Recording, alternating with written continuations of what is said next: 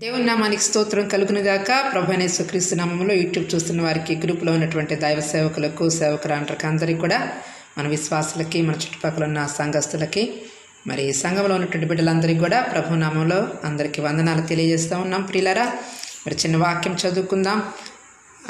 ఈరోజు ప్రత్యేకత ఏంటి అంటే జనవరి 7 అనేది సంపూర్ణ సంఖ్య అని.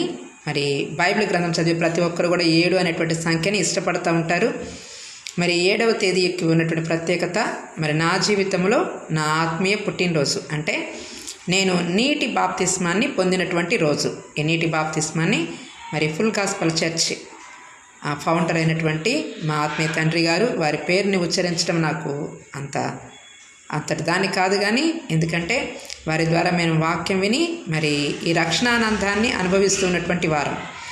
కాపరి యొక్క అడుగుజాడల్లో ఇంటింటికి ఆయనతో పాటు మేము సంచరిస్తూ మరి దైవవాక్యాన్ని ఆయన పాదాల దగ్గర కూర్చొని నేర్చుకున్నటువంటి వారము. మరి పాస్టర్ అబ్రహాం సుధాకర్ గారు, మా ఆత్మీయ తండ్రి గారు, మరి వారి ద్వారా మేము దేవుని వాక్యపు లోతుని, దేవుని వాక్యం యొక్క విశ్వాసాన్ని ఆయన మాకు బోధించారు. ఆ విశ్వాసాన్ని బట్టి, పిలిచిన పిలుపును బట్టి, దేవుడిచ్చినటువంటి దర్శనాన్ని బట్టి మరి నేను బాప్తిస్మం తీసుకున్నటువంటి దినం కాబట్టి ఆ దినాన మరి మా అమ్మగారికి మాత్రమే చెప్పి నేను బాప్తిస్మం పొందాను. మా నాన్నగారికి చెప్పలేదు. కానీ మరి దేవుడు నాకు తోడై ఉండి మరి నాకున్న ప్రతి సంకటం నుంచి కూడా నన్ను తప్పించి, విడిపించి ఎంతో ఎత్తుకు ఎదిగాను. ఆత్మలో ఎదిగిన నేను మరి మధ్యలో బలహీనరాలిగా అయిపోయాను. మా చెల్లికి బాగున్నప్పుడు మరి తను పడిపోవటము, తన యొక్క స్థితిగతులను చూసిన నేను ఆత్మలో ఎంతో దిగజారిపోయి మరలా మొదటి స్థితికి రావటం జరిగింది. మరి ఆ స్థితి నుంచి మరలా ఈ స్థితిలోనికి మరలా ఒక వాక్యం చెప్పేటువంటి శక్తివంతమైనటువంటి స్థానంలోనికి పరిశుద్ధాత్మ దేవుడు నన్ను మళ్ళీ సహోదరులు మరి పాలన్న గారి ద్వారా నన్ను బలపరిచి నిలబెట్టుకొని వాడుకుంటూ ఉన్నారు. మరి దేవుడు ఇది నన్ను మనకిస్తున్నటువంటి వాక్య భాగము చూద్దాము. బైబిల్ గ్రంథములో గలతీయులకు రాసిన పత్రిక 3వ అధ్యాయము 27వ వచనము 26 కూడా, యేసుక్రీస్తునందు మీరందరూ విశ్వాసము వలన దేవుని కుమారులై ఉన్నారు. కుమార్తెలు అని వ్రాయబడలే ఇక్కడ, కుమారులై ఉన్నారు. క్రీస్తులోనికి బాప్తిస్మం పొందిన మీరందరూ క్రీస్తును ధరించుకొని ఉన్నారు. తర్వాత కూడా చదువుకుందాము. ఇందులో యూదుడని, గ్రీసు దేశస్థుడని లేదు, దాసుడని, స్వతంత్రుడని లేదు, పురుషుడని, స్త్రీ అని లేదు. యేసుక్రీస్తునందు మీరందరూ ఏకముగా ఉన్నారు. మీరు క్రీస్తు సంబంధులైతే ఆ పక్షమందు అబ్రహాము యొక్క సంతానమై ఉండి వాగ్దాన ప్రకారము వారసులై ఉన్నారు.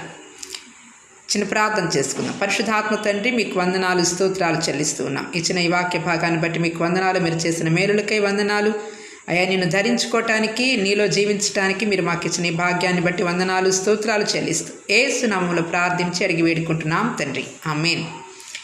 ప్రియులారా, మామూలుగా లోక సంబంధంగా మనము చాలామంది అంటారు, వీళ్ళు బాప్తిస్మం పొందారండి మరి అని అంటారు. అంటే బాప్తిస్మానికి బ్యాప్టిజం అనేది బ్యాప్టిజో అనేటువంటి పదం నుండి వచ్చింది. కాబట్టి ఆ బాప్తిస్మానికి అర్థం ఏంటంటే నీ పాత జీవితము గతించబడింది, నువ్వు క్రీస్తులో నూతనమైన వ్యక్తివి. మరి నూతనమైన వ్యక్తి నూతనంగానే ఉండాలి. అంటే నూతన స్వభావము నీలో కనపడాలి. నూతనమైనటువంటి జీవితము, ఒక మంచి సాక్ష్యము నీవు కలిగి ఉండాలి.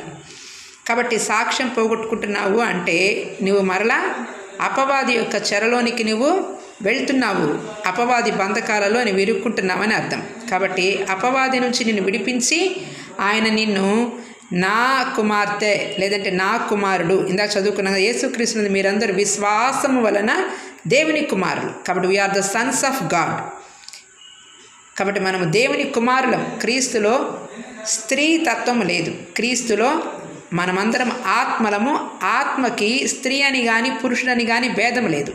యూదుడని, గుంటూరు వాళ్ళని, విజయవాడ వాళ్ళని, కాకినాడ వాళ్ళని ఇలాంటి భేదం ఏమీ కూడా ఆత్మకి లేదు. భేదం ఏదైనా ఉంటే హిందూ అని, ముస్లిం అని, ఈ భేదం మనిషి అయిన నీకే, అంటే అహం సంపూర్ణంగా నింపబడిన ఆత్మకే ఆ భేదం కనపడింది.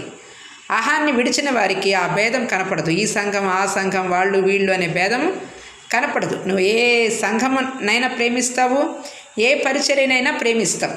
కాబట్టి ప్రేమ అన్నిటికంటే శ్రేష్టమైనది. మరి ఇందాక చదువుకున్నాను ఫిలిప్పీ పత్రిక 1:7 అనుకుంటాను. మీరు శ్రేష్టమైన కార్యములు వివేచింపగలవారొకటకు మీ ప్రేమ తెలివితోనూ సమస్త విధములైనటువంటి అనుభవ జ్ఞానముతోనూ కూడుకున్నదై అని ఉంటుంది అక్కడ. కాబట్టి ప్రేమ ఉంటుంది కానీ ప్రేమలో తెలివి ఉండట్లా. కాబట్టి తెలివి ఉండకపోయేసరికి ఏమవుతుందంటే అందరూ కూడా నిన్ను వాడుకుంటున్నారు, క్యాష్ చేసుకుంటున్నారు. కాబట్టి ఏదో సాధిద్దాము, ఒక ఆత్మని దేవుని మార్గంలోకి నడిపిద్దామని చెప్పేసానని దేవుడు నాతోనే మాట్లాడుతున్నాడు. వాళ్ళని బుజ్జగిస్తూ లాలిస్తూ పాలిస్తూ ఉంటే మరి దేవుని సన్నిధికి ఉంది అని తెలిసి కూడా రాలేక అక్కడే ఉంటున్నారు. అదే చూడండి, ఏదైనా అప్పు కావాలంటే, ఏదైనా ఇంట్లోకి ఏదైనా అవసరమైతే వెంటనే పరిగెత్తుకుంటూ వచ్చి అది నెరవేరేంత వరకు కూడా వదిలిపెట్టకుండా ఆ పని నెరవేర్చుకుని వెళ్తున్నారు. అందుకని ఈ తరం వారిని ఆయన చాలా యుక్తిగల వారని యేసుప్రభు వారు చెప్తారు. కాబట్టి ఒట్టి ప్రేమ, అమాయకమైన ప్రేమ కలిగి ఉంటాం కాదు, క్రీస్తు ప్రేమలో చాలా తెలివి ఉండాలి. ఆయన ప్రేమలో తెలివి ఉంది. మరి తెలివితోనే ఎన్నోసార్లు ఆయనకి అపాయం వస్తూ ఉన్నా కానీ యేసుప్రభు వారు తప్పించుకున్నారు. వాళ్ళు అక్కడే ఉన్నారు కానీ ఆయన పట్టుకోలేకపోయారు. చివరికి ఆయనంతటా ఆయనే తాను అప్పగించుకుంటేనే ఆయన శిలువ మరణానికి వెళ్ళగలిగాడు. ఆయన అప్పగించుకోకపోతే ఆయన శిలువ మరణం పొందేవాడు కాదు. తాను అప్పగించుకున్నాడు మన కొరకు, బలిగా అర్పించుకున్నాడు. కాబట్టి నీవేమో బలిగా అర్పించుకోలేకపోతున్నావు. నువ్వు బలిగా అర్పించుకుంటే మరి ఆ బలి శ్రేష్టమైనదై మరి ఆయన ఆగ్రాణిస్తాడు, ఆయన దాన్ని అంగీకరిస్తాడు. శ్రేష్టమైన బలిగా నీవు క్రీస్తులోకి బాప్తిసం పొందిన నీవు శ్రేష్టమైన బలిగా ఆయన కొరకు నీవు అంకితం చేయబడాలి. అనేకుల కొరకు ప్రార్థించే వ్యక్తివిగాను, ఇచ్చిన పరిచర్యను నమ్మకముగా చేసే వ్యక్తివిగా, ఎల్లప్పుడూ ఈ సేవ యందే పని కలిగి ఉందుము అని దేవుని వాక్యం సెలవిస్తూ ఉంది. కాబట్టి దేవుడు ఇచ్చినటువంటి సేవలో అయిపోయింది నా పని అనుకోవడానికి లేదు. నీకు ఎప్పుడు పని ఉంటానే ఉంటుంది. కాబట్టి ఆ పని నువ్వు చూసుకొని అడుగులు ముందుకు వేస్తే చాలు. ఆయన నీతోనే ఉండి ఆ పనిని సంపూర్ణం చేస్తాడు. దేవుడి మాటలు దీవించునుగాక. ఆమేన్. May God bless you all. నా కొరకు మరి నా ఆత్మీయ జీవితాన్ని దేవుడు ఇంకా బలపరిచి చక్కని ప్రార్థనా జీవితం కలిగి ఉండేలాగా ప్రార్థన చేస్తూ ఉన్నప్పుడు ఎటువంటి ఆటంకాలు రాకుండా మరి దైవ వాక్యాన్ని జాగ్రత్తగా బోధించే శక్తిని, బలాన్ని దేవుడు అనుగ్రహించినట్లుగా, అనేక మందికి దీవెనకరంగా దేవుడు ఇంకనూ చేయనట్లుగాను, పరిచర్యను బహుగా ఆశీర్వదించినట్లుగా నా కోసం, నా కుటుంబం కోసం తప్పకుండా ప్రార్థన చేయమని ప్రభు పేరిట మనవి చేస్తూ ఉన్నా. దేవుడి మాటలు దీవించునుగాక. ఆమేన్.